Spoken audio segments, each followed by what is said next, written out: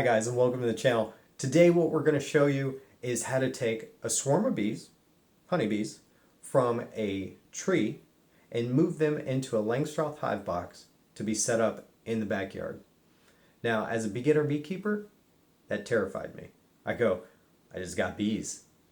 There's a lot that I have to learn about the bees in my box. If they swarm and I have to go get them, I'll just call somebody. That's what I'm going to do.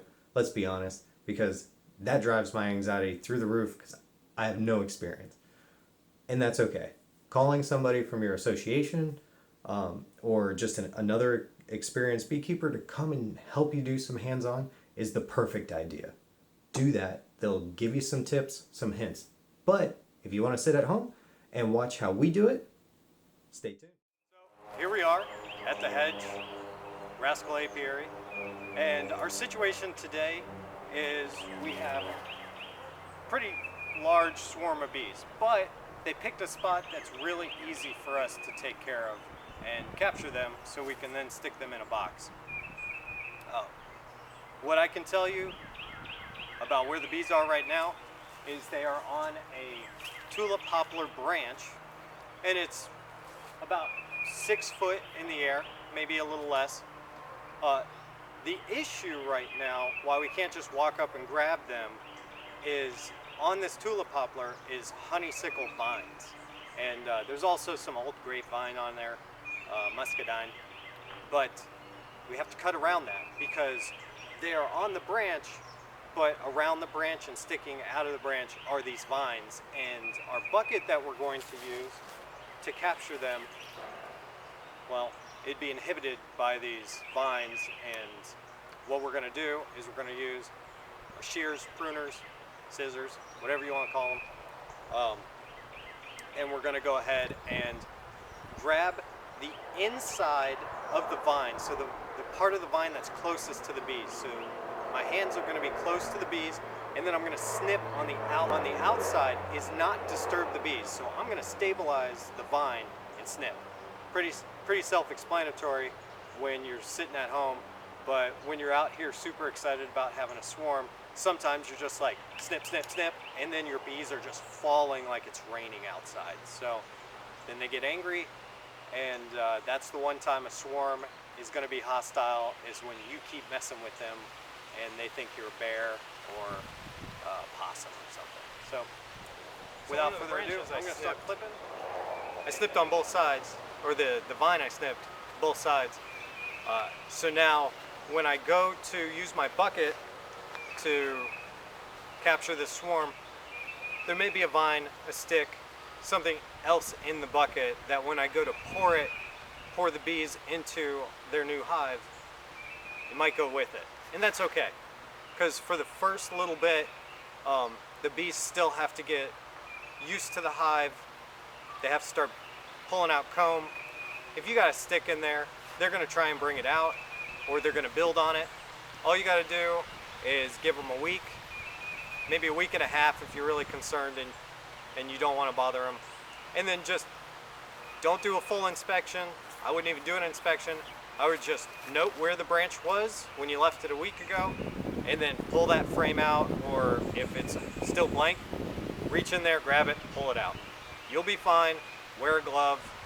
These are 3mm nitrile gloves, and the bees don't even notice most of the time when my hands are there. The key is, and I screwed this up in my first video a long time ago, and I gave out some bad advice. The advice was wear gloves that are comfortable. That's good. The gloves I was showing in the video were black. Black is not good. The bees really don't like the color black. So if you're going in there to mess with the bees, don't do it with black gloves on. You'll get stung. Or you'll just make them angry. So we'll toss that down, and then we have a bucket. Now the bucket has a vent on the side. It's good. The bucket has an adapter on the bottom. It's a mason brush, brush. And what we did is we took all the bristles off, and then we drilled some holes in it, and put it on the bottom of this. Why did you do that? Because it has this cool little thing where you can screw in a handle. In our case, the handle is a paint pole, and if these bees were 7 feet to 15 feet or 13 feet, and I didn't feel like getting out my ladder and wobbling on the ladder, I could just put the paint pole on here and then just hit the bees. They all fall in, put the top on, good to go. The top. Ventilation. Also has a bee escape. What is a bee escape? It's a funnel. And all the funnel does is it's, I believe it's 9 millimeters on the inside, and it's just bigger on the outside. You can pick whatever you want, but 9 millimeters come back through that hole. So they go in the big side, come out the little side in the bucket, and then they don't make their way back out. So it's an upside down bee escape. They can't get out. So when you have lots of bees in a bucket, they're gonna create a lot of heat. You got your daytime heat, but then you stick all those bees in there, they're full of nectar. And just imagine you chow down on nachos all day, you're feeling full, your body's heating up, you wanna go to sleep. They have the same sort of thing going on. They are full, they're okay, but now they're full with, 100,000 of their friends in a plastic bucket. So they are going to be warm. They might throw up in there if they get too hot, and then they start dying. Our goal is plenty of ventilation, and then put them in the shade. That gives them, while this is on top, any stragglers can come in through the bee escape, join their friends in here, and then we can just come back and get them. They're all alive, they're happy, they're fanning or showing their Nasonov gland with their butt pointed up, and then we can take them to the hive, dump them in, and then typically they stay. And we'll talk about the hive later and how you should prepare that. Right now, let's get these bees. This swarm is pretty big. If I hold the bucket up next to it, you can see it's gonna fill maybe a third to, or a fourth to maybe half the bucket. That's pretty much as we want in here because of ventilation. If I had 2 or 3 more holes on here for ventilation, we could fit more, but there's no reason to go grab giant swarms and think that we can stick them in this bucket and then later on put them in a hive and they're all going to be just honky-dory okay.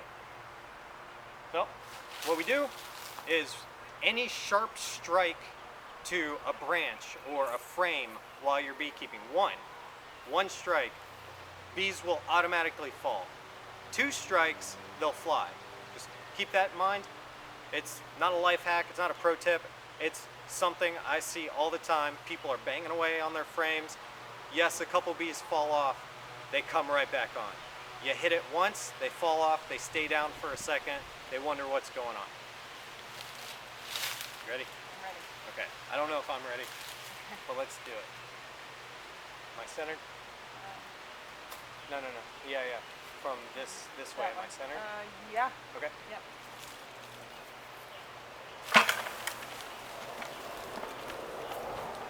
You got it? Okay. So I got a bunch of bees on me. You saw some stayed up there. That's okay. The point where it becomes not okay is if no bees on the bucket or no bees go on top of the bucket and start pointing their butt in the air, flapping real hard. That's giving off the Nasonov pheromone, saying, hey everybody, we're in here now, let's come party. If that doesn't happen in the next 15 minutes, then all of these bees that are flying around are coming right back here. And don't be dissuaded if you have a bunch in your bucket or in your trap and you still see bees coming back here. It's because her smell, the queen smell, is still on the branch. What we're showing you in this picture is a bee using its Nasonov gland to emit pheromone. Now, what that means is on the back tip of the abdomen is the Nasonov gland, and as she lifts up her abdomen, she then beats her wings real hard and emits the smell, which communicates. It's one of the forms of communication for honeybees is smells. So as she does that, it communicates to them and says, hey, the queen's here. As beginner beekeepers, if you go to do this, you're going to have some concerns the first 20 minutes, because you're going to want to sit there and watch them and watch them and watch them. And when I say beginner beekeeper, I mean in your second year. Your first year, those bees should not swarm. You shouldn't have any issues there. I say should because it depends where you get your bees in that situation. However, update here, branch, pretty much empty, and it's now trimmed. And then one mistake that we made at the beginning is when we put the bucket in the shade, we left it on its feet or standing up. What you're supposed to do is lay it on its side, vent hole up, and vent hole perpendicular to the ground. So the vent hole on the lid should be facing outward, and the vent hole on the bucket should be facing up. And there's a bee climbing up my leg right now, so I'm going to try and hold. It tickles, and I'm scared because it's in my pants somehow. So we're going to take these bees over to the hive. I'm going to get this guy out of my pants, and then we'll be back. Okay, we're here at the hive box that we're going to put the swarm in, and let's talk about what we've done. We got the swarm in a bucket from a tree. All the bees went in. There was about 45 minutes there where we just left the bucket on its side and let the bees climb in. We got our hive stand that we build here.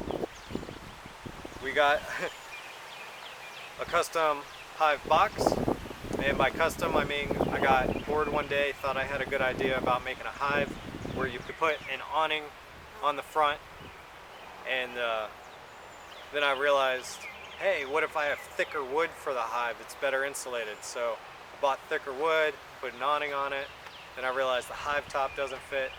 Crazy story. We'll talk about it in a different episode. Anyway, 45 minutes. We got a box. We put frames that are pulled out. If you don't know what pulled out is, that's where you have an empty frame like this, but there's wax from top to bottom because the bees have pulled it out, where they start at the top and pull it down. So the bottom box has wax that's pulled out. This top box, as you saw, 2 empty frames on each side. I'm going to dump the bees in the middle so that they actually go into the box, for one, and then if they so choose to climb down onto the comb and start filling it.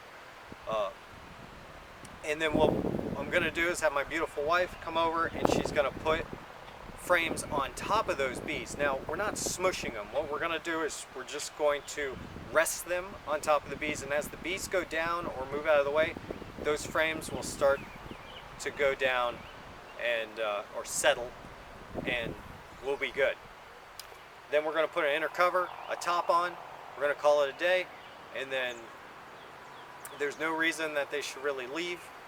If you want to increase your chances of them staying in the box, put a frame of brood in one of the boxes, preferably the bottom one, so that the queen stays at the bottom, and then you can turn your top box into a honey box. Why we went with 2 was because the size of the swarm was medium high to high, or big. So 2 boxes, more ventilation. I do not want these guys overheating and throwing up and having problems. So healthy hive, it's going to make us all happy. So without further ado, we'll do the action, and we'll let you know, honestly, if we got stung somehow. So we're going to take the bucket, we're going to lift it up, and we're just going to look in the hole, because I got a ventilation hole here, and some of them have rolled back towards the bottom. I don't want to just flip it and then just have them all fall on the bottom. Then they're flying again in the bucket. So I just kind of want to slowly tip it over, right? So now we have a bucket like this, we're good. Except for this lid is pretty tight on there. It's not going to come off. So if we had to travel in the car, I'm not worried about the lid falling off and then bees all in the car. So what I'm going to do is I'm going to put it down, I'm going to loosen the lid a little bit, and then just like how I got the bees in the bucket, I'm going to do a quick jerk and hit motion against the ground. So remember, I hit the bucket against the branch. Same thing here, just opposite. They're going to hit the bottom of the bucket, then I can just pour them in. Does this make them angry? No. It just confuses them, but it gets them to a new place easier than trying to pour them in with them all over the bucket and trying to fly. So,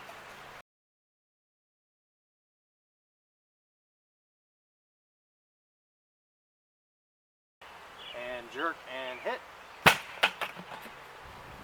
All of them, see, no flying, but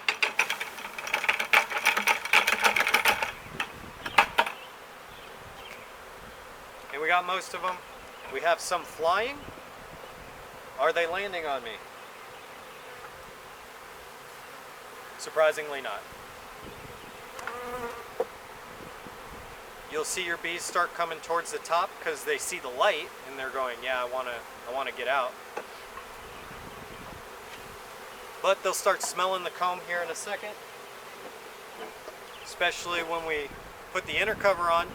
Our inner cover has a vent and a feeder hole if we so choose to feed. It's something that I did year one, or we did year one, was go ahead and put in some feeder holes. So if we had some hives that were struggling, we could feed them, and then we just wouldn't pull honey because they're struggling. It doesn't make sense to, weaken them more. So the top that we put on is a gabled rooftop. We decided to go with this because it was the first one that we could grab. So we typically go with telescoping tops, which are just your flat rectangles with the aluminum flashing on the top. Those work great. In North Carolina, both tops work really well. This one leaks a little bit every now and then, but the bees get up there and they propolis it. And if you haven't had a summer yet with your bees in propolis, let us know in the comments, because we'll let you know what you should be prepared for. And not all hives work the same when it comes to propolis. So get ready. It's a good time. It's a sticky time. And thanks for watching. Rascal Apiary. Alright guys, and that's how you take a swarm of honeybees from a tree and stick them into a hive box. I hope you learned something. As a beginner beekeeper, I hope you learned something. As an intermediate beekeeper, if you've never seen that bucket before, check it out. We'll put some information in the description, but throw me some comments if you have any more questions on how to build it. Super easy.